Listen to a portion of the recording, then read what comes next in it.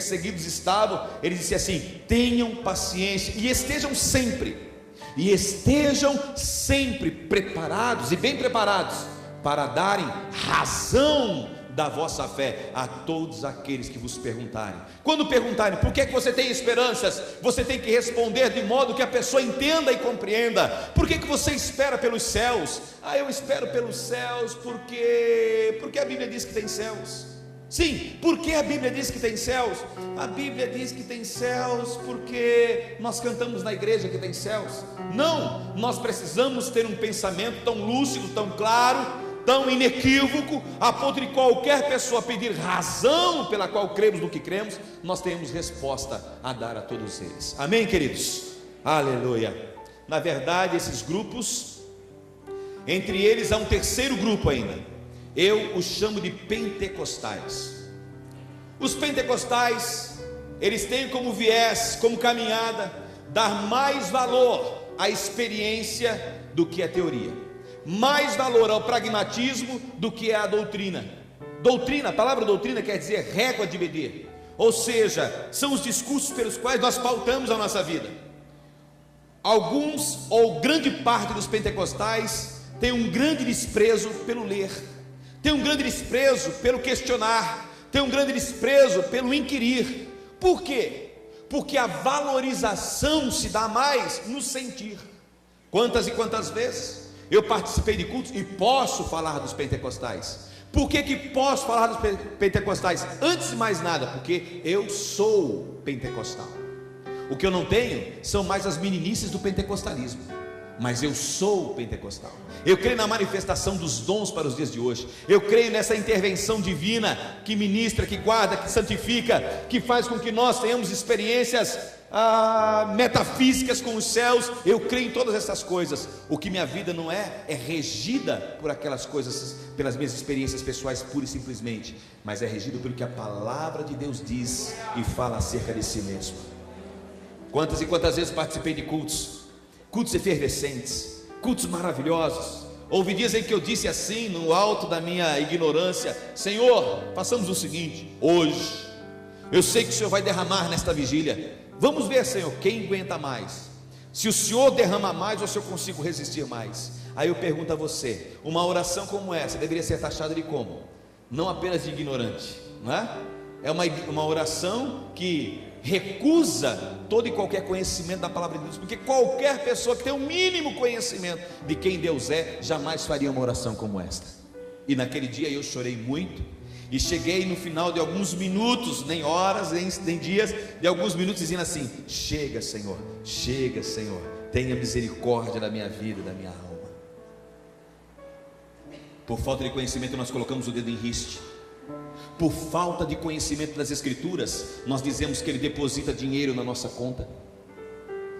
Nós que gastamos o nosso dinheiro de modo irresponsável, nós que temos um viés econômico total e completamente desajustado, aí nós recorremos aos céus como se Ele fosse um banqueiro de plantão, e aí nós damos testemunhos, e as outras pessoas estão sendo doutrinadas de que o Deus que fez os céus e a terra é Deus que guarda lugar no estacionamento, é Deus que faz com que o elevador chegue na hora que você chega no prédio, é o Deus que faz coisas que você e eu estamos capacitados a fazer, é o Deus que resolve todo e qualquer problema. Quando a medicina está aí, quando nós, de sinceridade de coração, deveríamos até mesmo como pastores, alguém chegar e dizer assim: pastor, coloque a sua mão sobre mim, ore por mim, e você com sinceridade de alma dizer: meu filho, toma 2 cibalenas, esse é um problema para os médicos resolverem, não é para Deus curar. Nós acreditamos que tudo Deus que faz.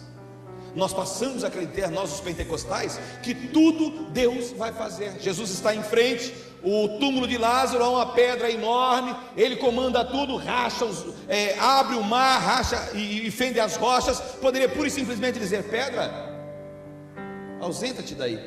Mas Ele diz para os homens: tirai a pedra. Você vai lá e tira a pedra. O que você e eu estamos capacitados a fazer, Deus não vai fazer. Deus não é um joguete em suas mãos. Deus não está aqui pura e simplesmente para servir você nos seus luxos. Deus vai alimentar você nas suas necessidades. Isso Ele prometeu. Como é que o senhor sabe? Porque está escrito. porque Ele disse: o meu Deus fará infinitamente mais do que tudo que pedimos ou pensamos, segundo a riqueza na sua glória, segundo as nossas necessidades pessoais. E ninguém conhece mais as nossas necessidades do que Deus. Pense a fé.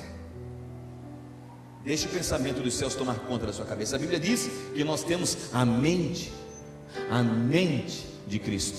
E a mente de Cristo é uma mente privilegiada. A mente de Cristo é uma mente que pensa o social. A mente de Cristo é uma mente que pensa a expressão de religiosidade. Nós fomos chamados a pensar o Evangelho.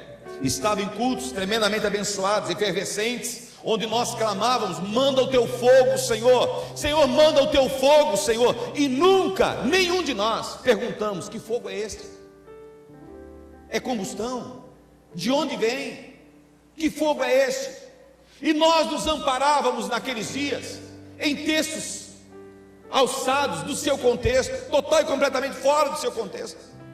Pastor, há algum problema em pedir que o poder de Deus se manifeste na nossa fraqueza? Nenhum.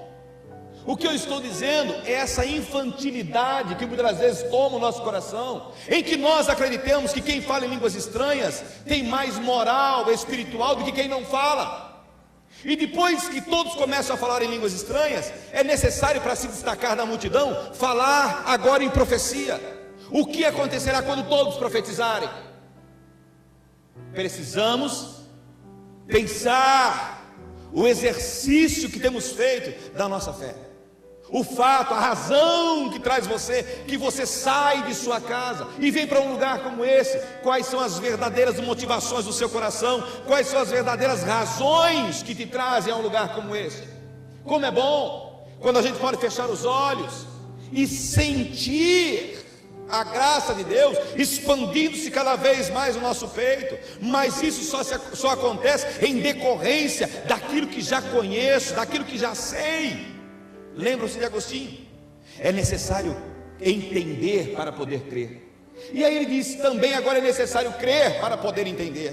Há algumas esferas de conhecimento que quem não crê não consegue entender. Há algumas esferas de conhecimento e de revelações que quem não tem fé o suficiente não consegue alcançar. Há algumas esferas de intelectualidade que só são capacitados os pequenos, os humildes, porque Jesus assim o disse: graças te dou, ó Pai, porque ocultaste estas coisas a quem? Aos sábios e aos entendidos, e as revelastes. Elas estavam ocultas outrora, mas Deus as revelou. E o que é revelar? É colocar as claras a quem? Ao intelecto, ao raciocínio mais humilde, mais rasteiro, mais simples. Por isso que o Evangelho tem a força que tem, porque você pode usar palavras rebuscadas, ou você pode falar num bom poconiano, ou você pode falar num bom português, ou você pode falar num bom cuiabanês. Toda e qualquer pessoa está capacitada por Deus a entender a mensagem, porque a mensagem do Evangelho é entendível, a mensagem do Evangelho é compreensível, e ela precisa ser assim. Queridos, Deus nos deixou um mandato evangelístico, e disse que nós pregássemos a palavra de Deus às pessoas, e nós pregássemos palavras que eles entendiam. Paulo disse assim: poderia vos falar muito, 1000 palavras, e nada que vocês entendessem. Eu escolhi falar, ao invés de 1000 que você não entende, uma que faça sentido ao seu coração, que você entender, você ouvindo entenda, e entendendo perceba e cumpra os propósitos de Deus na sua vida. Queridos, as 6 maneiras pelas quais Deus quer que nós usemos a nossa imaginação, não, o nosso intelecto. As 6 maneiras pelas quais Deus quer que nós usemos a nossa mente. Um dos lugares que Deus quer que nós usemos é no culto cristão. Não importa se é aqui ou no outro lugar, não importa se o agregamento é pequeno ou é grande. Rogo-vos, pois, irmãos, pela compaixão de Cristo, que apresentei os vossos corpos em sacrifício vivo, santo e agradável a Deus, que é o vosso culto racional. Quando eu venho para a igreja, eu estou extremamente ligado. Quando eu venho para a igreja, quando eu venho para o templo, igreja sou eu estou extremamente linkado, como o pastor Jairo disse, tanto nos céus como também nos meus irmãos.